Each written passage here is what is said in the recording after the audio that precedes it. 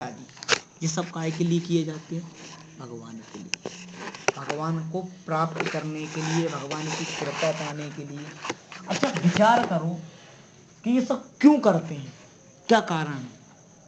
जैसे हम कुछ भी करते हैं तो उसका कुछ ना कुछ कारण है। ये वस्त्र आपने पहन रखे हैं तो उसका कुछ ना कुछ कारण है। क्यों पहन रखे हैं?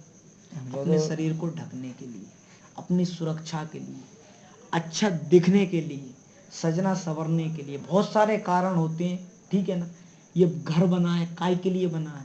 नहीं बनता, रहने के लिए, व्यवस्था के लिए, सुरक्षा के लिए। तो इसलिए हम भगवान का भजन करते हैं। क्यों? उसका कारण क्या है? उसके भी कई कारण हैं। बताओ क्या कारण है? पहला कारण एक जो जनरली करता है वो तो अपनी शौक करता है। ठीक है। हाँ, दूसरा कारण कि जो भी पाप कर रहे हैं हो सकता है इससे उनका उद्धार हो। हाँ, और दूसरा हो सकता है कि अपना मतलब आगे का सुख प्राप्ति होती रहे, धन समृद्धि बढ़े ऐसा करने से। अच्छा आप ये बताएं, आध्यात्म के बारे में कुछ जानते हैं? अध्यात्म योग कुछ जानते हैं? क्या जानते हैं? अध्यात्म यही हैगा कि किसी भी प्रकार का पूरा जान लेना उसे। दो मार्ग होते हैं, एक लौकिक और एक अलौकिक। एक आध्यात्म का मार्ग होता है, एक संसार का मार्ग होता है। आध्यात्म का मतलब होता है आत्मा के माध्यम से परमात्मा को जानना, पहचानना और प्राप्त करना। आध्यात्म माने आत्मा का विषय। हमारे शरीर में दो चीजें हैं, एक हम और एक हमारी आत्मा। मैं और मेरा, मैं अलग है और मेरा अलग है। मैं अलग है और मेरा अलग है। नाम किसका है? मेरा। क्या नाम है तुम्हारा? पहले तुम्हारा नाम है ये, तुम्हारा मतलब मेरा। मेरा नाम आनंद है, मैं नहीं है आनंद, आनंद मैं नहीं हूं, मेरा नाम आनंद है। मैं क्या है? अरे ईश्वर अंश जीव अविनाशी, चेतन अमल सहज सुख राशि। ईश्वर अंश जीव अविनाशी और चेतन अमल सहज सुख राशि। जरूर। क्या मतलब हुआ इसका? ईश्वर अंश जीव अविनाशी और चेतन अमल सहज सुख राशि। जीव जो है ना ईश्वर का ही अंश है और ये अविनाशी है। इसमें जो जीव आत्मा है वो अविनाशी है, उस ईश्वर का अंश है वो। एक चौपाई रामायण में शरीर के लिए है, दूसरी चौपाई आत्मा के लिए। ये आत्मा के लिए हो गई। ईश्वर अंश जीव अविनाशी। भगवत गीता के 2 अध्याय में भगवान श्री कृष्ण अर्जुन से कहते हैं, नैनम छंदन्ति नैनम शस्त्राणि न दहति पावक। ईश्वर अंश जीव अविनाशी, चेतन अमल सहज सुख राशि। समस्त सुखों से युक्त, मेल के रहित, सदैव जीवित रहने वाला चेतन भगवान का अंश आत्मा। शरीर के लिए एक चौपाई है अरण्य किष्किंधा कांड में। अरे चिति जल पावक गगन समीरा, पंच रचित यति अधम शरीरा। चित जल पावक गगन समीरा, पंच रचित अति अधम शरीरा। मग्गे नहीं, गिलास होंगे उनको धो लो, अंदर बाहर रखे होंगे बहुत सारे।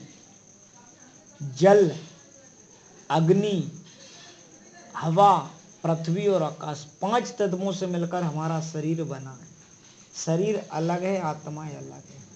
शरीर को सुरक्षित रखने के लिए, पेट भरने के लिए, भोजन देने के लिए हमें संसार की आवश्यकता पड़ेगी। आत्मा को तृप्त करने के लिए, संतुष्ट करने के लिए, पूर्ण करने के लिए हमें परमात्मा की जरूरत पड़ेगी। संसार भी जरूरी है, परमात्मा भी जरूरी है। संसार को प्राप्त कर हमारा जीवन यापन होगा। हम अपने शरीर को सुरक्षित रख कर भगवान का भजन कर आत्मा के माध्यम से परमात्मा तक पहुंचेंगे। और आत्मा की तृप्ति केवल भजन से होगी, बस, संसार से नहीं होगी। संसार से हमारे शरीर की तृप्ति होगी। भोजन मिलेगा हमारा शरीर करेगा, आत्मा कभी भोजन नहीं करती। भूख प्यास शरीर को लगती है, आत्मा को कभी नहीं लगती। लेकिन हमारा दुर्भाग्य, हम शरीर के लिए तो बहुत मेहनत कर रहे हैं, बहुत प्रयास कर रहे हैं, अच्छा खाना, अच्छा पहनना, अच्छा ओढ़ना, अच्छी गाड़ी, अच्छा महल, अच्छा मकान, अच्छी जगह जाना, सब कुछ बढ़िया, लेकिन आत्मा के लिए कुछ नहीं कर रहे हैं। हमारी आत्मा अभी अतृप्त है। आत्मा को तृप्ति कराने का तो एक ही उपाय है, वो है मिलता है सच्चा सुख केवल भगवान तुम्हारे चरणों में। वाह। अब सौंप दिया इस जीवन का सब भार तुम्हारे चरणों में। जय हो जय हो जय हो। कि मेरा निश्चय बस एक यही, एक बार तुम्हें पा जाऊं मैं, जय हो। अर्पण कर दूं इस दुनिया का सब प्यार तुम्हारे जय हो चरणों जय हो में। गुरु। और जो जग में रहूं तो ऐसे रहूं, कैसे? जैसे जल में कमल का फूल रहे। जय हो जय हो। कि जो जग में रहूं तो ऐसे रहूं जैसे जल में कमल का फूल रहे, और मेरे सब गुण दोष समर्पित हो करतार तुम्हारे चरणों। जय हो जय हो जय हो। और मुझ में तुम में बस भेद यही, मैं नर हूँ तुम नारायण हो। क्या बात है। कि मुझ में तुम में बस भेद यही, मैं नर हूँ तुम नारायण हो। मैं हूँ संसार के हाथों में, संसार तुम्हारे हाथों में। अब सौंप दिया इस जीवन का सब भार तुम्हारे हाथों में। बोलिए रामचंद्र भगवान की जय। जय। पियो जीजा जी, पानी पिलाओ। आनंद आ गया क्यों नहीं साहब। आ जीजा जी? मनुष्य हैं जरूर, संसार में रहते हैं, लेकिन हमारा काम संसार से थोड़ा हटके है। जहाँ संसार का विराम होता है वहां से हमारा प्रारंभ होता है। जहाँ संसार विराम लेता है, थक जाता है, वहां से हम प्रारंभ करते हैं अपना जीवन।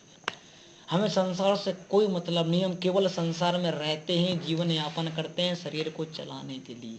कोई मतलब नहीं है हमें संसार से। हम केवल परमात्मा से अपना संपर्क सूत्र जोड़कर रखते हैं। क्यों? क्योंकि हमारा सुख संसार में नहीं है।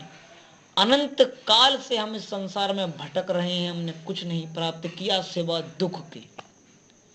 कि झूठ कपट पाखंडमय किया सवेरा श्याम, अरे एक बार भी प्रेम से लिया न हरि का नाम। जय हो जय हो जय हो। हरि करते करते दुनिया थक गई, और करना कब तक चिल्लाएगा। अरे जरा फुर्सत हो हरि गुण गा ले, अरे बिन उसके चैन न पाएगा। बोलिए रामचंद्र भगवान की जय। चाय पी लो नहीं।